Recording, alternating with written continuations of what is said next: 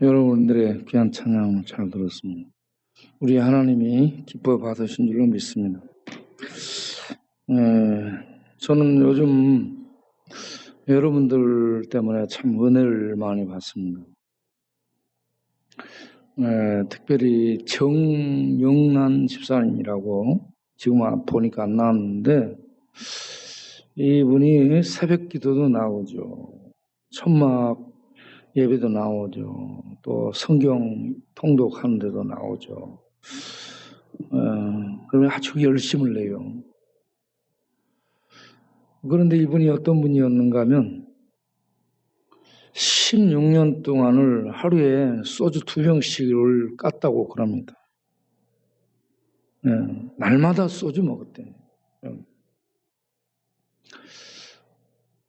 집에서 뭐라 하면 술을 끊어보기 위해서 절에도 가봤대요.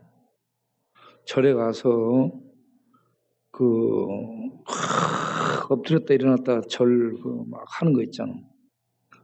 그렇게 해보고 해도 안 되더라 이거죠. 그러다가 어느 날 자기 아들이 낳은 아기 손주 얼굴을 이렇게 보고 있다가 손주 얼굴에서 예수님의 얼굴을 봤다는 거예요.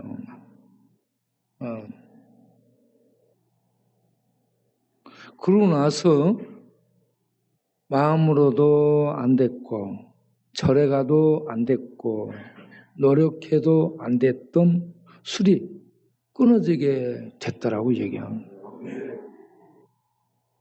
술 끊은 지 한 10년 됐다나? 그렇게 됐대요. 그러면서 이분이 이 믿음이 완전히 들어가지 않아가지고 요 옆에 토마스 집에서 봉사를 했답니다. 토마스 집에서 밥 해주는 일을 했대요. 돈도 안 받고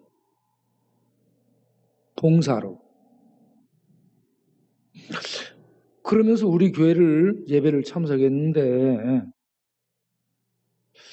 이런저런 문제로 오늘 봉사를 그만두라 하더래요. 그래서 봉사를 그만두게 됐는데 그때부터 이제 예배를 더 열심히 천막 예배도 참석하고 교회 예배도 참석하고 새벽 기도에도 오고 그렇게 했다는 겁니다. 그런데 이분의 이 감사가 말씀이 들려진다라는 얘기를 해요. 말씀이 이해되고 그래가지고 말씀이 너무 달고 또 계속해서 알고 싶어가지고 이 열왕기서를 읽으면 역대상 거 읽으면 이 옛날 사람들 족보 왕들의 족보가 나오는데 이게 누가 누군지를 모르겠다는 거예요. 그래서 그 족보까지 전부 써놨어요. 깜짝 놀랐어요. 엊그저께 보니까 족보, 왕정 족보, 왕들의 족보 어렵습니다. 그거. 그런데 누가 이렇게 못했다는 걸 알기 위해서 왕들의 족보까지 쭉 써가지고 이걸 이렇게 읽다 찾아보고 그렇게 한다는 거예요. 이렇게 성경에 대해서 열심을 내고 있다는 겁니다.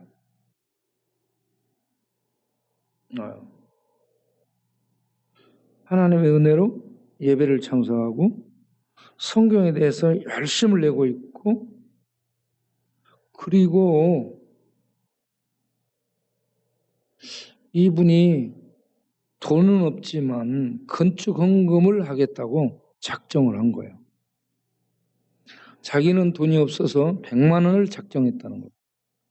100만 원을 작정했는데 하나님과 약속한 것이기 때문에 꼭 하겠다라고 돈이 되는 대로 2만 원도 하고 3만 원도 하고 계속 하고 있습니다. 건축 헌금을 계속 얼마씩 조금씩 하고 있어요. 그리고 이번에 조도 전도여행 가는 거 자기는 애를 봐야 된대.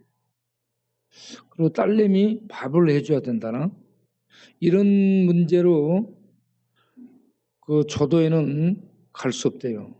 대신에 돈은 없지만 10만 원 정도 후원을 하겠다라고 얘기하는 거예요. 이게 돈은 없는데 건축은 금한다. 돈은 없는데 후원한다.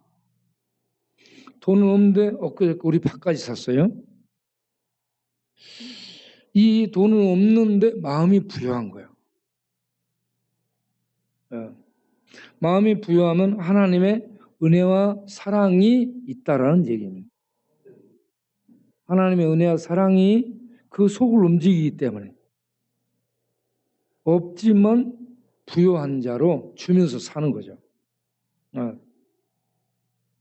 뭐가 생기면 어떻게 하나님께 드릴까? 어떻게 하나님이 일을 할까?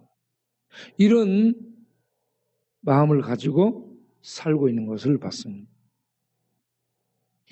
네, 참 감사하다 생각합니다.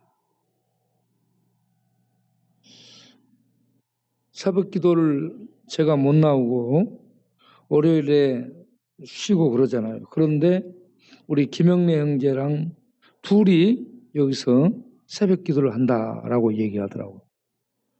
참 이게 속에 은혜가 있고 사랑이 있고 불이 없으면요 절대 움직이지 않습니다. 이론은 안 움직여져요. 알고만 있어요. 그런데 이 마음속의 심령 안에 은혜와 사랑과 불이 있더라. 그리고 또 한 사람은 조영린 권사님. 오늘 또 거기서 왔다 갔다 하면 춤추잖아. 조영린 권사님이 하시는 말씀이 병원 원장 만화로 있으면서 이태리 가구를 데려놓고 살았던 그러한 호의호식했던 때보다 중국에 가서 돈 벌기 위해서 그 이런저런 사업을 진행했던 때보다 중국에서 20억 다 잃어버리고 생명 이웃받고 그리고 한국 들어와서 광약교회 와가지고 지금 김 공장에서 김을 굽고 있는데 그 돈이 되는 것도 없어요. 그런데 너무 행복하답니다. 아유, 뭐가 그렇게 행복하게 합니까? 라고 물어보니까 내 안에 믿음이 스물스물 들어와서 믿음이 생기니까 그렇게 행복하답니다. 그러면 전에는 어땠어요? 그러니까 전에는 나를 보여주기 위한 믿음이었답니다. 교회 다니면서 헌금하고 교회 다니면서 생색내고 이렇게 나를 보여주기 위한 생활을 했었는데 이제 이런 것 저런 거 다 망하고 이뤄지고 없어진 상태. 김공장에서 그게 돈이 돼서 하는 것이 아니고 감사하는 마음으로 하는 거라. 예, 그렇게 하는데 너무너무 기쁘다고 그럽니다. 행복하다고. 자기가 지금 여기 와서 김공장에서 김 일하며 사는 지금이 자기 생애 중에 제일 행복합니다. 이해되세요? 예. 여러분 행복하세요? 불행하게 느끼세요? 나는 불행하다 하는 사람 생각해요. 나는 내 나를 죽여버리고 싶다 하는 사람 손들어. 아니면 아무라도 닥치는 대로 죽여버리고 싶다 하는 사람 손들어. 응? 그렇지 않아요? 그런 생각이 없어요? 참 여러분 마음에 하나님의 은혜가 임한 줄로 믿습니다. 우리가 주일에 봤던 말씀이 마태복음 5장이었죠. 마태복음 5장.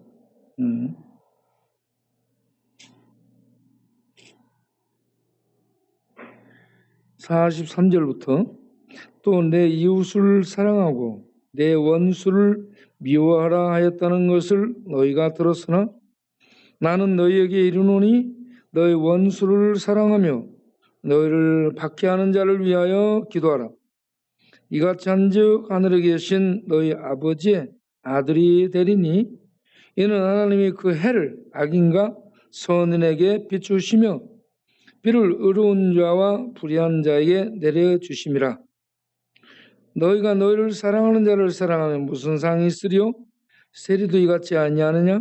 또 너희가 너희 형제에게만 무난하면 남보다 더하는 것이 무엇이냐? 이방인들도 이같이 아니하느냐? 그러므로 하늘에 계신 너희 아버지 온전하신가 같이 너희도 온전하라. 아멘. 자, 여기서 하나님의 사랑은 무엇인가? 하나님의 사랑은 원수를 사랑하는 사랑이요. 해를 악인과 선인 따지지 않고 비를 모든 사람에게 공평하게 내려주는 사랑이라. 하나님의 사랑은 차별을 하지 않는다. 예, 특별히 일반적으로 하나님의 사랑은 모두에게 똑같이 해를, 비를, 공기를 주시는, 똑같이 사랑하는 사랑을 베풀고 계시다. 그런데 특별한 사랑을 베푸셨어요. 특별한 사랑이 뭡니까?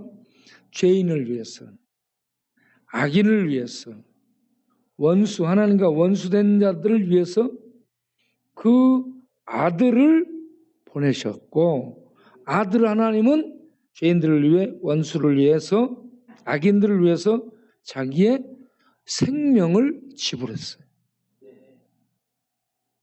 이것이 놀라운 사랑인 줄로 믿습니다. 하나님의 사랑은 일반적인 사랑, 이것도 계속돼요.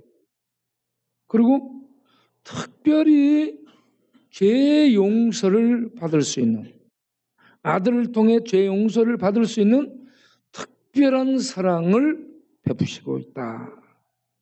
계속해서 이 두 가지 일반적인 사랑과 예수를 통해 죄 사함을 받을 수 있는 이 사랑을 계속해서 베푸시고 계시다. 네. 그런데 하나님의 이런 이 특별한 사랑과 일반적인 사랑이 제시되고 있는 반면 인간의 사랑은 어떤 사랑이에요? 너무 가난한 사랑입니다. 나를 사랑하는 사람들에게만 사랑합니다. 그거는 세리들도 똑같이 한다 했어요. 이방인들도 그렇게 한다고 했습니다.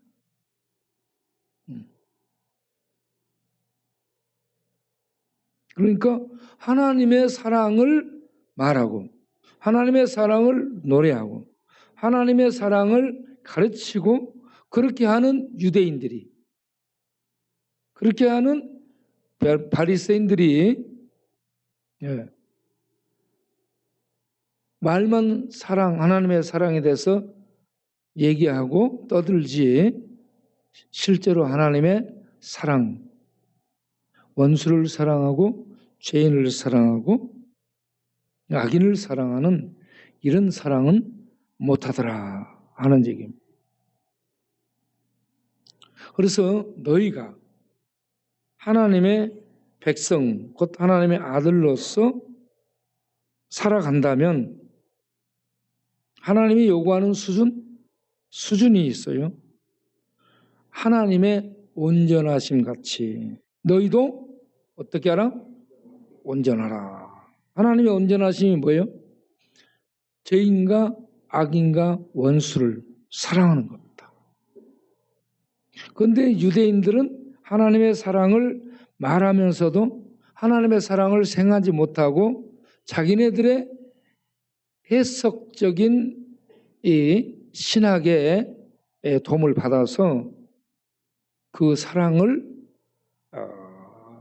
유대 민족, 유대의 동족, 가까운 이웃들 사랑하는 선에서 사랑하는 것으로 하나님의 사랑을 이해하고 있는 겁니다.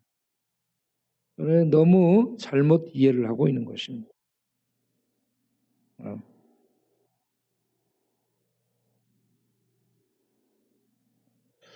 유럽 교회들이 너무 많이 무너지고 있죠. 여러분 봤어요?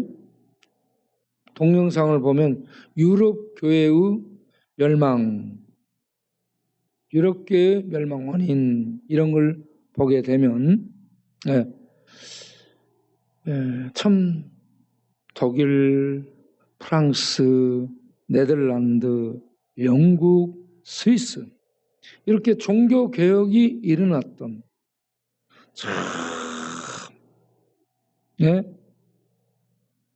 교회가 그곳에서 부흥하고 교회의 근본 교리들이 세워지고 그곳에 가서 많은 학자들이 공부하고 배워오고 그렇게 했던 이 요람이 됐던 그러한 곳이 교회가 텅 비고 노인네들 그 큰 예배당에 20-30명 모여서 예배드리는데 그들 죽으면 교회 끝나는 겁니다.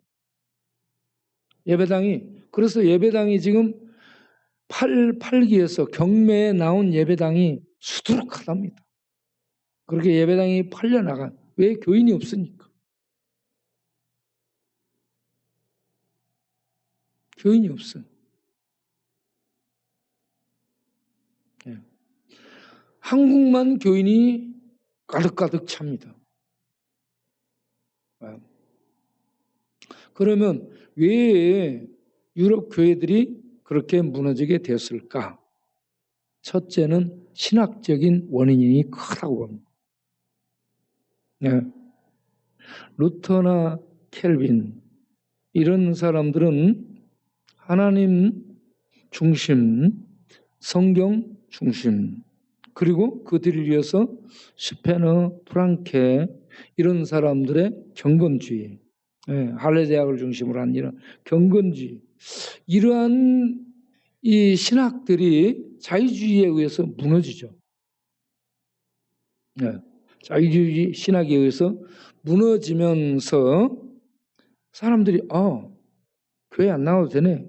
예수 안 믿어도 되네. 성경이 자유주의의 공격이 뭐예요? 성경은 인간이 쓴 책이지 하나님의 말씀이 아니라는 책입니다. 성경책이 이 성경 말씀을 하나님의 책이라 하나님의 말씀이라 하지 않고 인간이 쓴 것이다. 성경을 난도질 해버려요. 성경의 권위가 자유주의 신학의 칼날 아래 무너져 버립니다. 성경의 권위가 무너져 버리면 하나님에 대한 권위가 따라서 무너지게 되는 거예요. 그러면 성경이 이거 인간이 쓴 것인데 거기에 예수 구원? 야, 어떻게 그건 믿을 수 있냐? 이러한 자유주의 신학이 사람들에게 파고드니까 죄 가운데 있는 사람들에게 이게 솔깃해가지고 먹혀들어요. 카톨릭에 왜 사람들이 많아요? 평범하고 좋거든요. 근데 이 자유주의 신학의 영향에 의해서 성경이 난도질 당해요. 성경은 하나님의 말씀이 아닌 인간의 책이에요. 그러면 인간이 써놓은 책에 하나님 예수 구원? 이거 신하지 없는 것을 사람들이 믿는 거예요. 있다고 생각하고 믿는 어리석은 행동이 되는 거죠. 이러니 누가 교회에 나오려고 했어요? 교회에 나와 세례 받았던 사람이 세례를 반납하잖아. 이렇게 신학이 유럽을 무너뜨린 겁니다. 두 번째, 목회자들이 신학을 자유주의 공부를 하다 보니 전도에 불이 꺼져버린 거예요. 이 성경은 하나님의 말씀으로 읽고 하나님의 주권을 인정하고 예수 그리스도만이 우리에게 구원을 준 하나님의 복음이라는 거 이걸 알고 믿고 이걸 전해야 되겠다라고 기도하면 성령이 임해요. 불이 임해서 이 복음을 전하게 되는데 목회자들의 불이 꺼져버린 거예요. 목회자들이 불이 꺼지니까 교회 전도를 안 해요. 오면 오고 말면 말고. 목회자들이 정부에서 월급 받거든. 네? 독일도 정부에서 월급 받아요. 네.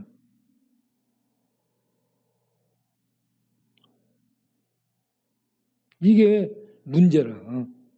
목회자들의 전도의 불이, 복음의 열정이 꺼져버린 거예요. 우리나라는 박형룡 교수, 한철아 교수 이런 사람들이요. 여러분 신학을 하면서 신학교에 들어오면 전도의 불이 꺼지는데, 복음의 불이 꺼지는데 복음의 불을 끄지 않도록 하시기 바랍니다. 이걸 핵심으로 얘기를 계속합니다. 복음의 불을 끄지 말라고. 그런데 신학 공부하면 뜨거웠던 사람들이 전도의 불이, 복음의 불이 다 꺼져 냉랭해져 버려요. 그래서 여러분 교수들 전도 안 합니다.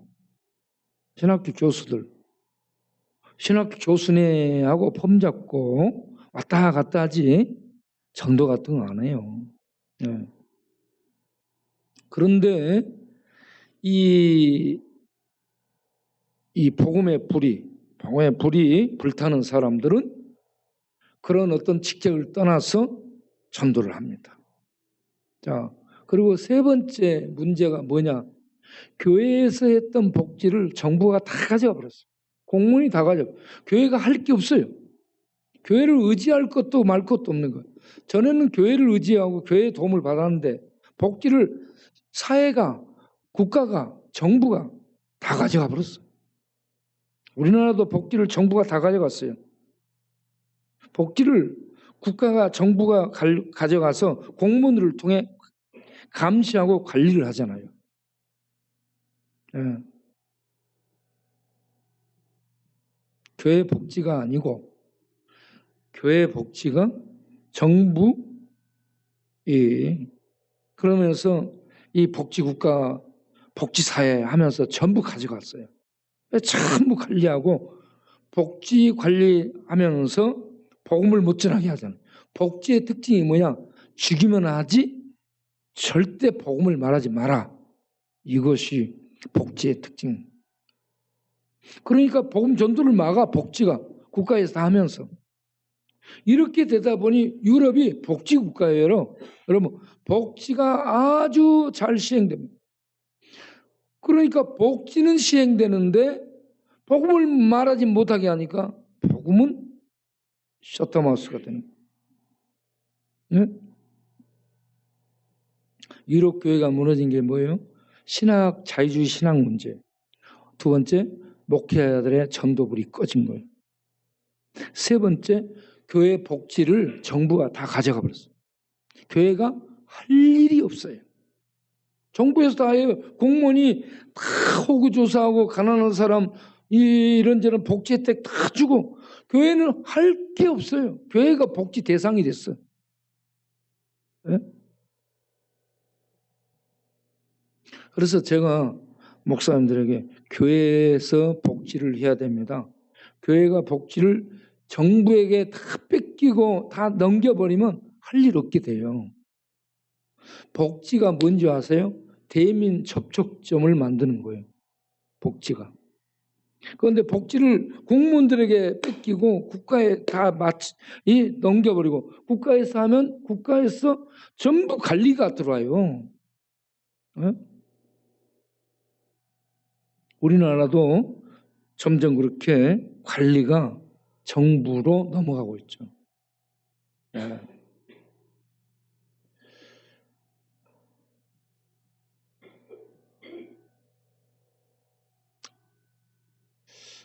그래서 지금 우리들에게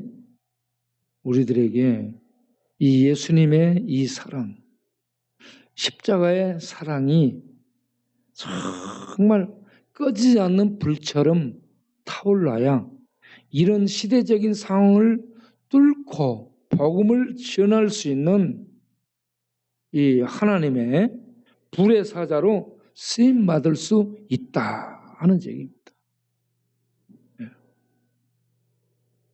십자가의 예수를 만나지 못하면 신학적 지식, 신학적인 이론, 신학적인 논문들 많이 듣고 이론과 지식은 많은데 속에 생명이 없는 거예요. 생명이 사랑이에요. 사랑이 생명이고 하나님의 사랑이 생명입니다. 하나님의 생명, 하나님의 사랑입니다. 이 사랑의 생명의 사랑이 불이요, 불. 그런데 이게 없는 채 이론만 있어. 신학 체계만 있어. 학위만 있어. 네? 속에 생명은 없는데. 그래서 복음을 전하는 사람, 복음을 전하는 목회자, 복음을 전하는 교회는, 복음을 전하는 성도는 속에 주님을 만난, 십자가에 주님을 만난 그 사랑, 그리고 그 불, 그 사랑과 그 불, 그 꺼지지 않는 생명의 불이 속에서 불타는 사람, 그런 사람들만이 계속 복음을 전하는 전도 행전을 할 수 있다.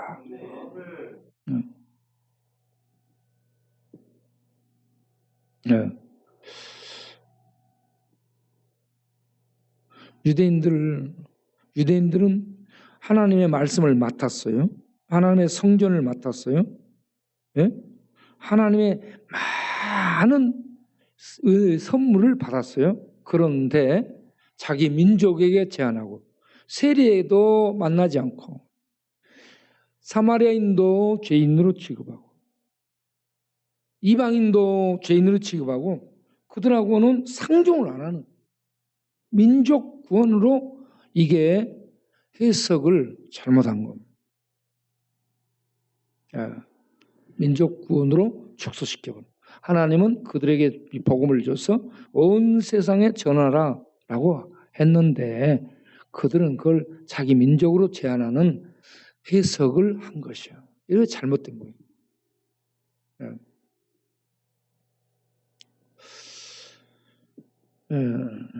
이 말씀이 나온 배경이 레위기 19장 18절.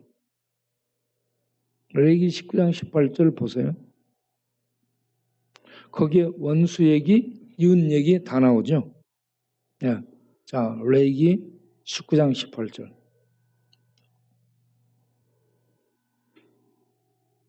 원수를 갚으라 했어요. 갚지 말면. 동포를 뭐라고 했어요? 원망하지 말면. 내 이웃을 사랑하기를 네 몸과 같이 하라. 자기 몸과 같이 이웃을 따지고 보면 동족이고 따지고 보면 원수예요.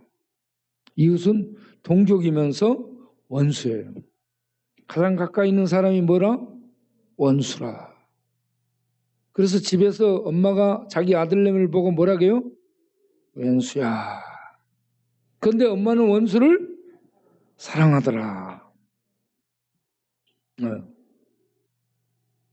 그런데 참 가까이 있는 사람들 사랑하기 힘들어요.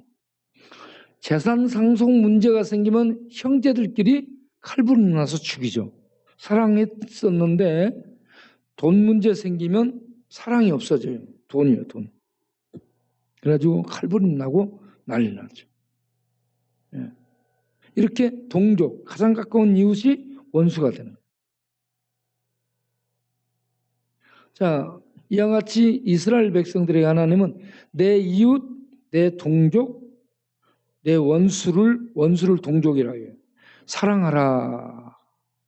그들을 미워하지 마라 했습니다.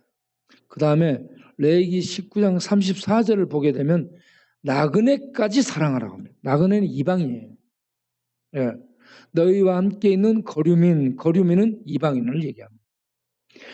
거류민을 너희 중에 낳은 자같이, 너희가 낳은 자처럼, 너희 자식처럼, 부모가 자식을 얼마나 사랑하고 자기같이. 자, 아까는 원수를 사랑하라고. 이번에는 이방인, 거류민을, 나그네를 사랑하라. 사랑하라. 그 다음에 신명기 10장 17절 19절을 보게 되면 거기에는 과와 과부를 사랑하라 라고 얘기해요. 네. 신명기 10장 17절 19절. 네. 너희 하나님 여호와는 신의 신이시고 그거 두려우신 하나님이라 사람을 뇌물을 보지 않고 뇌물을 받지 않고 하나님 뇌물에 의해서 움직이는 분이 아니에요. 18절 과와 과부를 사랑하는 분. 과와 과부를 위해서 재판정에서 정의를 행하시는 분이요. 재판정이 과와 과부 힘없는 자들에게는 정의가 없어요. 힘 있는 자에게 정의가 있지 과와 과부처럼 힘이 없는 자들에게 재판장의 정의는 없어요. 네. 그리고 과와 과부까지 사랑하고 또다시 나그네를 사랑하라. 그에게 식물과 의복, 여러분 사람 뭔가 돌아오기를 기대하고 주는 거예요. 그런데 과와 과부는 갚아줄 사람이 없는 사람들이고 나그네는 얻어먹고 가버릴 사람들이에요. 그러니까 뭘 줬어? 되돌려 받을 길이 없는 사람들을 어떻게 하라? 사랑하라. 네. 뭔가 되돌려 받을 수 있는 사람에게 사랑하지 말고 되돌려 받을 수 없는 사람을 골라서 뭘 하라? 사랑하라. 네. 사랑하라. 왜 그러냐? 너희도 뭐라겠어요? 너희도 같은 처지에 있었던 자들이라. 그런데 개구리가 올챙이 때를 생각해요? 못해요? 못합니다. 나는 개구리라지. 펄딱 뛰지. 네. 그래서 여기서 하나님의 사랑이요. 원수를 사랑하라 했어요. 18절에. 19장 18절에 원수를 사랑해. 레이기 19장 34절에 나그네를 사랑하라 했어요. 신명기 10장 18절을 19절을 보게 되면 하나님이 어떤 하나님이냐라고 얘기하고 고아와 가부를 사랑하라. 가장 힘없는 자를 사랑하라니. 고아와 가부 나오면 어떤 사람이에요? 가장 힘없는 자들. 나그네는 어떤 사람이 국가의 보호를 받지 못하는 사람이에요. 복지 혜택. 예? 국가의 보호, 법적 보호 이런 걸 받지 못하는 사람이 나그네예요. 우리 모종종 씨 나그네입니다. 이 땅에 태어났지만 지금 대한민국의 국민으로서 받는 수급 혜택도 못 받고 법적으로 혜택도 못 받고 국민보연금도 못 받고 아니면 이 보험 혜택도 못 받는 사람이에요. 아프면 죽어야 될 사람이에요. 오갈 곳이 없어요. 이분을 우리가 돌본 지 7년이 넘었죠. 우리 여기 교회에서. 이분 그냥 여기서 생활하고 있습니다. 그 처지가 딱해가지고. 그런데 이 모종종 형제님이 성질이 좋아요? 좀 나빠요? 성질이 사랑할 만해요? 사랑하기 어려워요? 까다로워요? 아주 포근하고 따뜻해요? 보기만 해도 참 힘들어 보여요. 그런데 우리에게 사랑의 대상으로 주신 거라. 그래서 우리는 사랑하는 겁니다. 사랑. 그 모종경제를 돌보는 그 친구가 있어. 누군지 알아요? 떡구 말고 고번용이라고 중앙대 나온 친구고요. 은행 근무하다가 미국 유학 갔다가 정신이 아파가지고 들어온 친구예요. 네. 이 친구가 다 옆에서 도와줘. 그런데 막 도와주는데 욕을 합니다. 그런데 도와주면서 욕을 해도 그 욕 먹고 도와주고 있어요. 그거 대단한 거예요. 우리 같으면 어때요? 도와주는데 욕하잖아. 도와주는 식판 들고 때려버릴 수 있잖아. 그런데 이 친구는 그걸 다 해주는 거야. 참 사람이 위대해 보여. 그러면 위대해 보여요. 위대해. 네. 사랑을 그렇게 해야 된다 하는 걸 보여주고 말해주고 있는 것 같아요. 예, 우리가 여기 표가 뭐예요? 읽어보세요, 다 같이. 예, 선한 사마리아인으로 네가 살아라 그랬어요. 선한 사마리아인으로 본인이 살자라는 얘기예요. 선한 사마리아인 어떤 사람이에요? 사마리아인이에요. 사마리아 사람은 유대인들에게 어땠어요? 멸시? 거부? 이방인 취급, 괴 취급 당했어요. 그래서 민족적 감정이 많아. 그러면 만나면 어때요? 이 새끼 할 수 있잖아. 감정이 이렇게 뭐다면. 그런 사마리아인이 예루살렘에서 여리고로 내려와 유대인이란 얘기예요. 유대인이 내려다 강도 만났어. 그래가지고 모든 걸 뺏겼어요. 두들겨 맞았어요. 거의 죽어가. 하프 데드라고 돼 있습니다. 거의 죽어간다는 얘기. 그런 사람을 만났을 때에 이 새끼 유대인이네. 잘 됐다 이 새끼하고 한바탕 내 차거나 내 밟아버리거나 침을 뱉어버리거나 그러고 아니면 보따리 있으면 보따리를 쪄먹고 갖다 던져버리거나 그러고 갈 수 있잖아. 그런데 이 사마리아인은 그런 감정을 버리고 돌보고 치유해주고 데리고 가서 살려주잖아요. 이게 하나님의 사랑이라는 얘기입니다. 감정을 떠나고 민족을 초월하고 신분을 초월하고 이렇게 해서 하나님의 사랑은 해를 악인과 선인에게 비추듯이 악인들, 원수들, 폭력배들을 사랑하는 거야. 이게 하나님의 사랑인 줄로 믿습니다.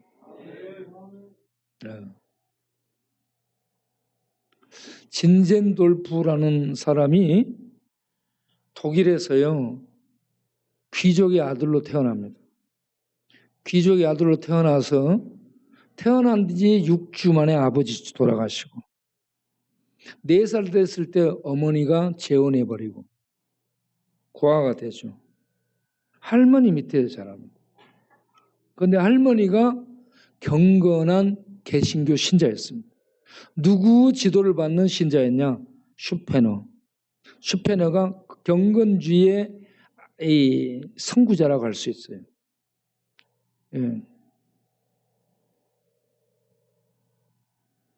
이 슈페너의 이 지도하에서 신앙생활하고 슈페너가 집에 늘 왔다 갔다 하고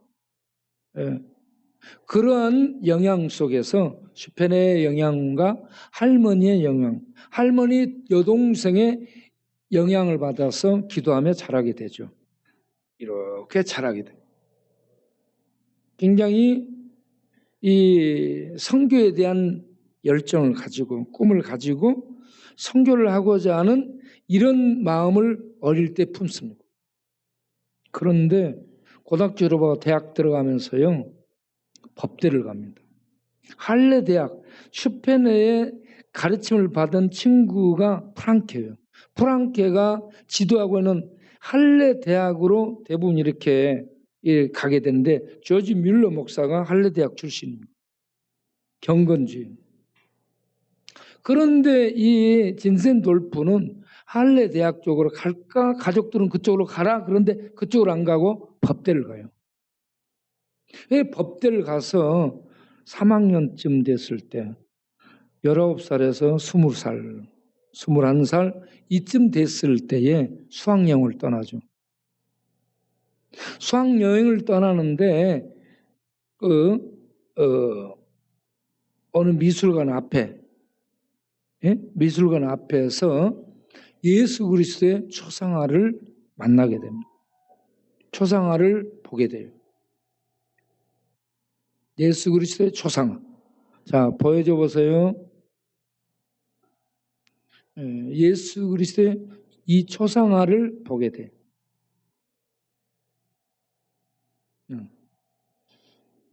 이 초상화를 보게 됩니다. 그런데 이 초상화를 보면 여러분 어떤 느낌이 들어요? 이 초상화가 말을 해요. 뭐라고? 말을 하는 거예요. 진젠돌프에게 말을 한 거예요.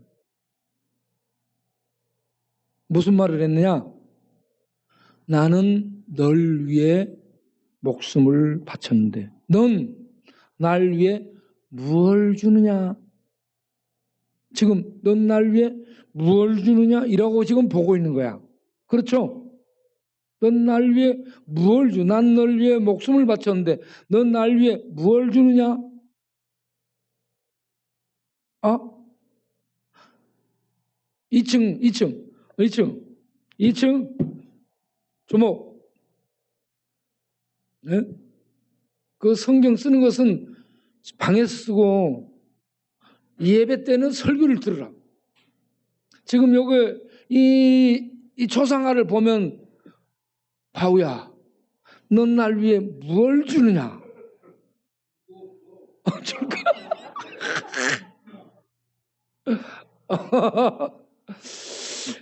난 널 위해 생명을 주었는데 목숨을 바쳤는데 넌 날 위해 무엇을 주느냐? 여기에서요 무릎을 꿇습니다. 예, 어떤 것을 통해서 어떤 계기를 통해서 예수님을 만나잖아요. 그러면 그 영혼이 예수님과 말을 하고 예수님이 그 영혼의 빛처럼 들어오게 되고 그러면 그 사람이 완전히 새로워지게 됩니다. 그래서 어렸을 때 그렇게 쇼페너, 프랑케 이런 쪽에 영향을 받고 할머니들의 영향받고 그렇게 했으면서도 주님 만난 경험이 없기 때문에 법대 가서 공무원 생활해요. 네, 공무원 합니다. 네. 그러다가 이 나중에 이 초상화를 통해서 넌 날 위해 무엇을 주느냐? 난 널 위해 생명을 바쳤는데 넌 날 위해 무엇을 주느냐? 이 말씀 앞에 무릎을 꿇고 주여 이제는 제가 주님을 위해 나의 모든 걸 드리겠습니다.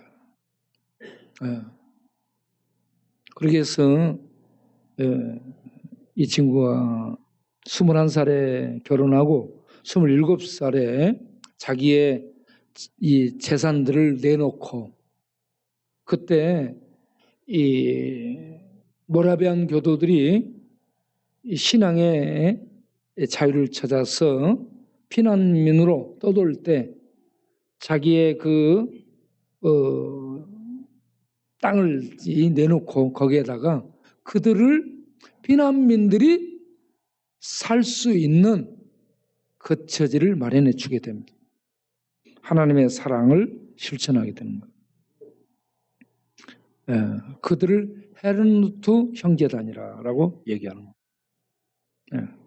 그렇게 하면서 이 헤르누트는 하나님의 망대라는 뜻인데 이 헤르누트 형제단을 통해 가지고 그곳에서 신앙의 경건주의의 영향을 받은 이 신앙의 부흥이 일어나 가지고 세계 선교에 놀라운 일들을 감당하게 됩니다. 거기서 불이 불타요. 복음의 불이 불탑니다. 그래가지고 전 세계적으로 수많은 선교사들을 배출하게 된 이런 귀한 일을 하는 불타는 사람이 되게 돼요. 그게 어떻게 되냐? 예수님의 사랑을 만나서 그렇습니다. 여러분 이 자리에 있는 여러분 모두 다 이론적으로 지식적으로 그것도 필요한데 그런 것들을 갖고 있대 그러면서 십자가의 예수를 만나시기 바랍니다. 예수는 하나님입니다. 하나님이 날 위해 죽은 거예요. 그건 하나님의 사랑입니다. 여러분 모르는 사람이 100만 원 줘요 안 줘요? 안 맞습니다. 100만 원 달라면 미쳤다고. 그런데 악인으로 있고 죄인으로 있는 그런 우리를 위해서 하나님의 아들 하나님이 자기의 돈으로 만들 수 없는 온 세상으로도 만들 수 없는 자기의 생명을 기부한 거예요. 이 놀라운 사랑, 이 사랑을 만나게 되면 거기에서 깨어지게 돼요. 그래서 주여 이제는 주님이 나를 위해서 이렇게 생명을 주셨은즉 나도 주님을 위해 내 목숨 바쳐 살겠습니다. 이게 여기에서부터 여기서부터 헌신이 시작되면서 성령의 불이 붙게 되면 이제는 놀라운 폭발을 하게 되는 겁니다. 저는 여러분들이 외인 구단처럼 광야의 구단이 돼가지고 역전의 용사가 돼가지고 이 십자가의 사랑을 만나서 사마리아인이 자기를 미워했던 원수를 용서해 살린 것처럼 이 십자가의 사랑이 성령의 불 속에 불타서 이웃이든 먼 친척이든 왼수덩어리든 적군이든 사랑할 수 있는 하나님의 사랑의 사람들이 되실 수 있기를 바랍니다. 그러면 세상이 이 사람들은 하나님의 사람이네, 하나님의 아들이네. 그래서 그들을 통해 복음이 전파돼. 그러면 교회가 세워지고 교회가 불어나 부흥되고 교회가 세상에 빛이 되는 역사가 있게 되리라고 믿습니다. 기도하겠습니다. 하나님 아버지 감사합니다.